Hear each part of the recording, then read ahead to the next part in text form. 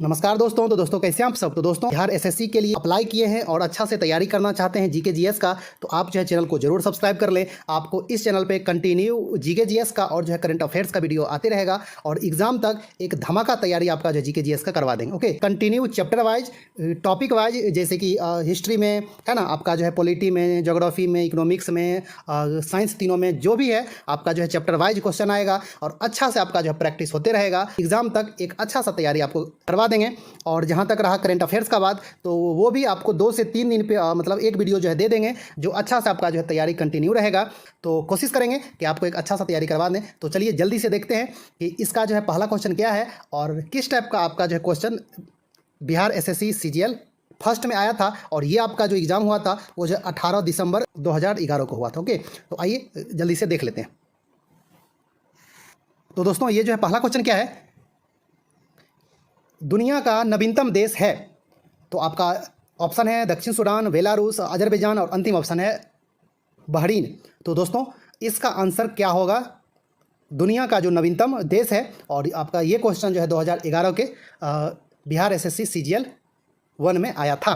तो दोस्तों option A दक्षिण सूडान जो है ये आपका जो दुनिया का नवीनतम देश है, जो कि कब बना, 2000, ये मतलब जो है 11 में ही बना है, 9 जून 2011 को। ओके, तो आप लोग देख रहे हैं कि जून में ये मतलब जैसे कि देश बना और आपका ये एग्ज़ाम हुआ था दिसंबर में और ये क्वेश्चन आया था। तो आप एक तरह से कह सकते हैं कि ये जो करंट अफेयर्स का ही क्वेश्चन था, है ना। आइए अब आपका जो देखें अगला, और ये अब आपका हो चुका है स्टैटिक टाइप का जीके, है ना।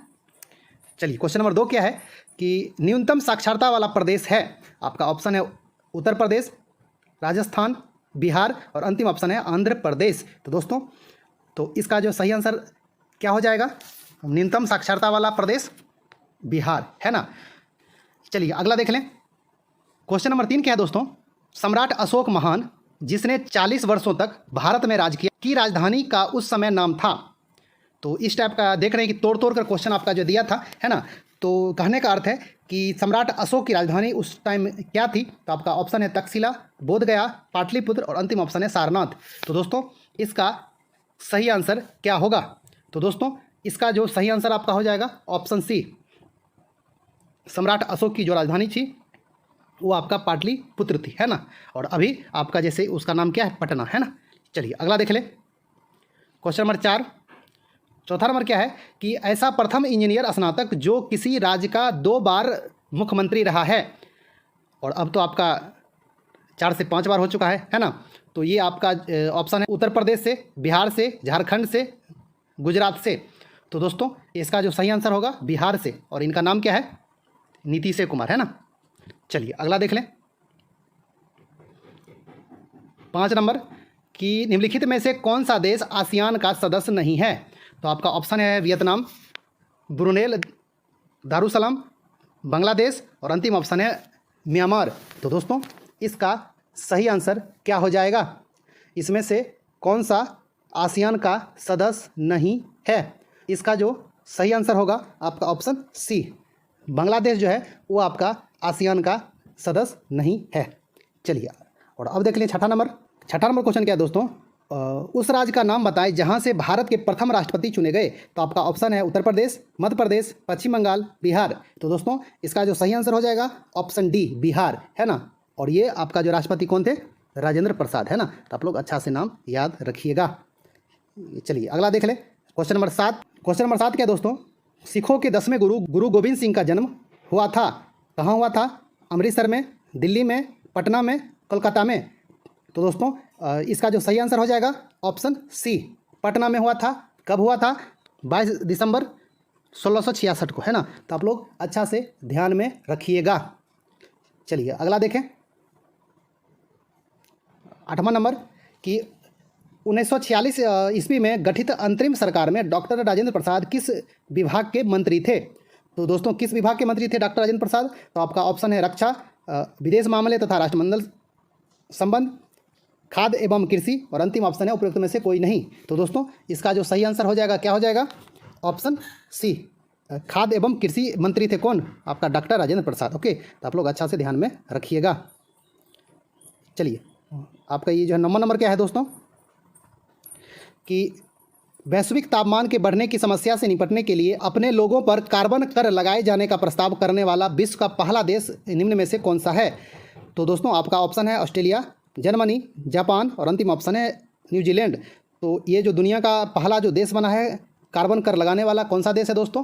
तो इसका जो सही आंसर हो जाएगा आपका ऑप्शन डी, न्यूजीलैंड। ओके, चलिए और अब देख लें अगला 10 नंबर क्या है दोस्तों कि निम्नलिखित में से किस क्षेत्र में वर्ष 2005 में इंदिरा गांधी परमाणु अनुसंधान केंद्र ने उल्लेखनीय उन्नति की?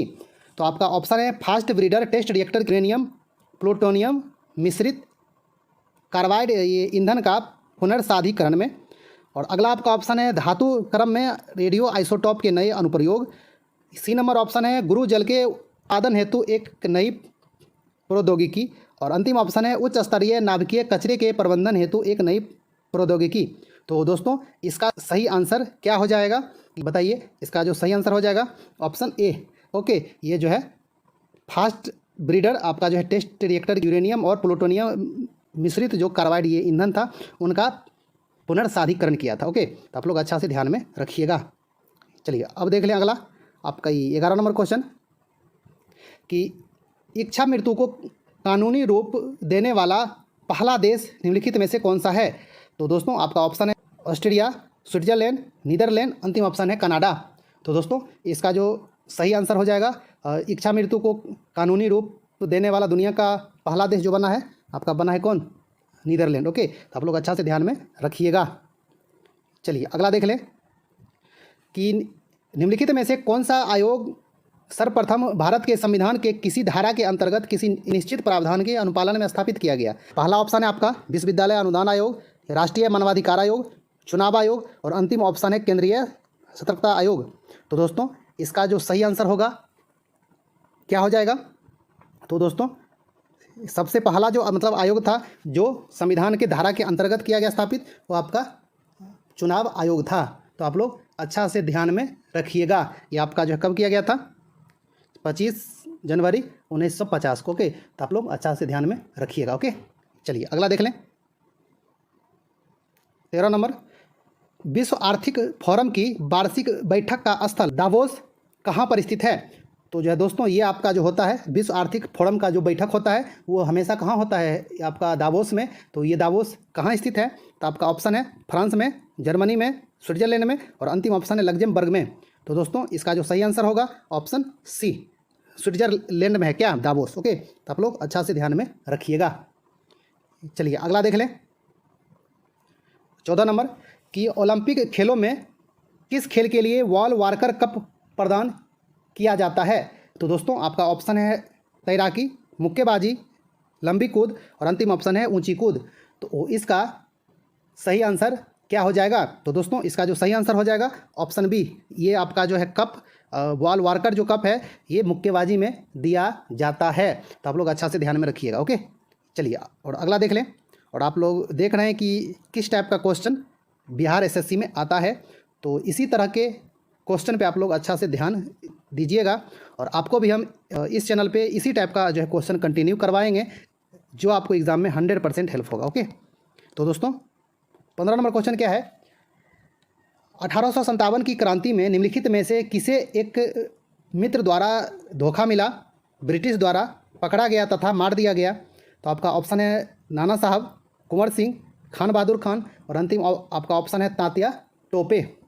तो दोस्तों इसका जो सही आंसर हो जाएगा धोखा मिला था मित्र के द्वारा और फिर जो है ब्रिटिश के द्वारा मार दिया गया था, ये कौन थे? तो वो आपका जो है तात्या टोपे थे। ओके, तो आप लोग अच्छा से ध्यान में रखिएगा। आइए और अगला देख लें 16 नंबर क्वेश्चन। निम्नलिखित में से कौन सा विद्रोह बंकिम चंद्र चटर्जी के उपन्यास आनंद मठ के द्वारा प्रसिद्ध हुआ है? तो आपका ऑप्शन है भील विद्रोह, रंगपुर तथा दीनापुर विद्रोह, विष्णुपुर तथा वीरभूम विद्रोह और अंतिम ऑप्शन है सन्यासी विद्रोह। तो दोस्तों इसका जो सही आंसर हो जाएगा ये आनंद मठ में कौन से विद्रोह की चर्चा है? तो इसका जो सही आंसर हो जाएगा सन्यासी विद्रोह। तो आप लोग अच्छा से ध्यान में रखिएगा। ओके, चलिए और अगला देख लें क्वेश्चन नंबर 17 कि निम्न में से कौन सा कथन सत्य नहीं है? तो आपका ऑप्शन है महानदी का उद्गम छत्तीसगढ़ में है, गोदावरी नदी का उद्गम महाराष्ट्र में है, कावेरी नदी का उद्गम आंध्र प्रदेश में है, और अंतिम ऑप्शन है ताप्ती नदी का उद्गम मध्य प्रदेश में है। तो दोस्तों इसका सही आंसर क्या हो जाएगा? तो दोस्तों इसका सही आंसर क्या होगा कि इनमें से कौन सा सही नहीं है? तो इसका जो सही आंसर होगा दोस्तों ऑप्शन सी, ये कावेरी नदी का जो उद्गम स्थान है आपका कर्नाटक से है। ओके, ये मतलब ना कि आंध्र प्रदेश से है, तो आप लोग अच्छा से ध्यान में रखिएगा। और ये सब आपका जो है सही है। महानदी का क्या है? ये छत्तीसगढ़ में है, गोदावरी का महाराष्ट्र में है, और इसका जो है ताप्ती का मध्य प्रदेश में है। तो आप लोग अच्छा से ध्यान में रखिएगा। ओके, आइए और 18 नंबर देख लें कि निम्नलिखित में से कौन एक हिंदुस्तानी शास्त्रीय गायक हैं? तो आपका ऑप्शन है गीता चंद्रन, लीला सैमसन, गंगूबाई हंगल, और अंतिम ऑप्शन है स्वप्न सुंदरी। तो दोस्तों इसका जो सही आंसर होगा कि एक हिंदुस्तानी शास्त्रीय गायक कौन हैं? तो इसका जो सही आंसर होगा दोस्तों ऑप्शन सी, गंगूबाई हंगल जो हैं एक हिंदुस्तानी शास्त्रीय गायक हैं। ओके, और इनका मृत्यु हो गई आपका कब? 2009 में। तो आप लोग अच्छा से ध्यान में रखिएगा। चलिए अगला देख लें 19 नंबर, कोलंबो से अल्मोड़ा तक व्याख्यान निम्नलिखित में से किसके अनुभवों पर आधारित है? तो आपका ऑप्शन है वीर सावरकर, एनी बेसेंट, रामकृष्ण परमहंस, और अंतिम ऑप्शन है स्वामी विवेकानंद। तो दोस्तों इसका जो सही आंसर हो जाएगा क्या हो जाएगा? स्वामी विवेकानंद के आपका अनुभवों पे आधारित है कोलंबो से अल्मोड़ा। ओके, तो आप लोग अच्छा से ध्यान में रखिएगा। और अगला देख लें आपका 20 क्या है?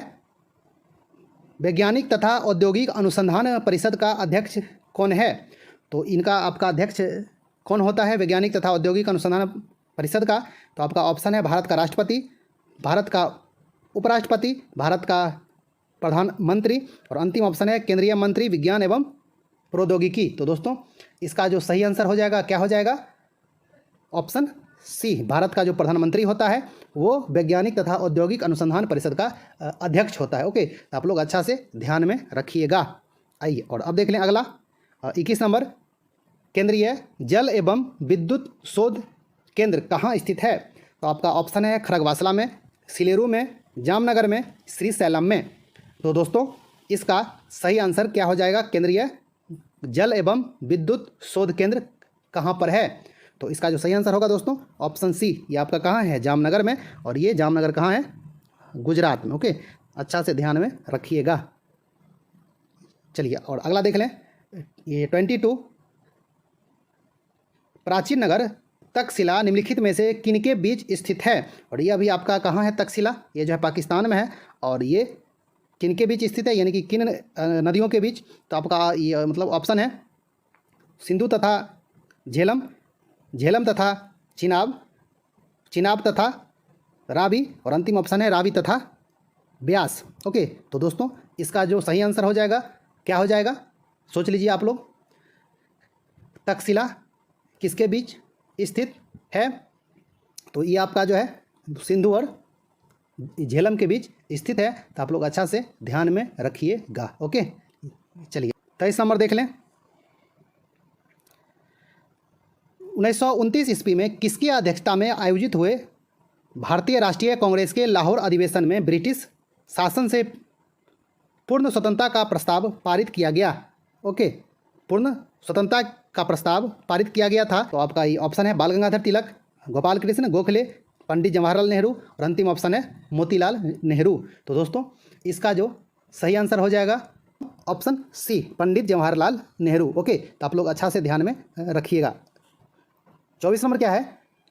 राजनीति के निम्नलिखित में से कौन सा एक दिशा निर्देशक सिद्धांत महात्मा गांधी के दर्शन से जुड़ा हुआ है?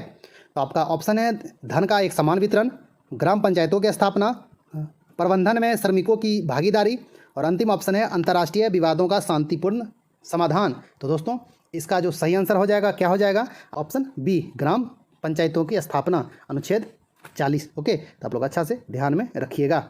और अब आइए ये देख लेते हैं 25 नंबर क्वेश्चन, और इस वीडियो का ये अंतिम क्वेश्चन है। 25 क्वेश्चन दिए हैं इसलिए कि धीरे धीरे करके आपको जैसे 25 क्वेश्चन दिए हैं और एक वीडियो में और आपका जो 25 करवा देंगे, और ये जो है कोशिश करेंगे कि आपका जो 50 क्वेश्चन दें एक वीडियो में जो एक सेट में आया था। ओके, तो इस तरह करके आपको जो मतलब देंगे, जो धीरे धीरे करके एक अच्छा सा तैयारी हो जाएगा। लेकिन इस वीडियो में आपका जो 25 क्वेश्चन दिए हैं और अगला वीडियो में फिर आपको जो 25 क्वेश्चन दे देंगे। ओके, तो दोस्तों चलिए देख लेते हैं कि ये 25 नंबर क्वेश्चन क्या है कि हड़प्पा सभ्यता संबंधित है।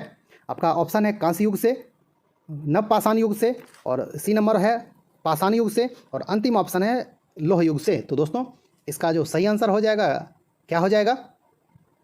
ऑप्शन ए, आपका जो हड़प्पा सभ्यता जो था वो आपका कांस्य युगीन सभ्यता था। तो ये जो है देख लिए दोस्तों कि किस टाइप का क्वेश्चन आपका जो है बिहार एसएससी सीजीएल में आता है ना। और इसी टाइप के क्वेश्चन का भी आप लोग उम्मीद जो है रखिएगा कि इस बार भी आने वाला है। और इस टाइप का ही क्वेश्चन आपका ये जो मतलब सेकेंड जो सीजीएल हुआ था उसमें भी आया था, आपका इंटर स्तरीय में भी आया था। तो आप लोग भी अच्छा से तैयारी करते रहिए, मतलब हिस्ट्री को अच्छा से देखिए, पॉलिटी को अच्छा से देखिए, और आपको इस चैनल पर ये टॉपिक वाइज चैप्टर वाइज अच्छा जो है क्वेश्चन ला के देंगे, जो आपको एग्जाम में 100% ये मतलब हेल्प करेगा। ओके, और स्टैटिक जीके का भी देंगे, करंट अफेयर्स का भी आपका जो वीडियो 2 से 3 दिन पे देते रहेंगे, और ये आपका जो है एग्जाम तक अच्छा से कंटिन्यू चलते रहेगा। ओके, और तो दोस्तों मिलते हैं एक अच्छा से न्यू वीडियो में, और इसका मतलब अगला पार्ट लेके 26 से 50 तक है ना, वो जो है 50 तक जो क्वेश्चन है वो, और आप लोग अच्छा से देखते रहिए और जो वीडियो को लाइक कर दीजिएगा। ओके, और आप लोग बिहार एसएससी 3rd सीजीएल सचिवालय सहायक का अच्छा से तैयारी करते रहिए, ज़बरदस्त। ओके।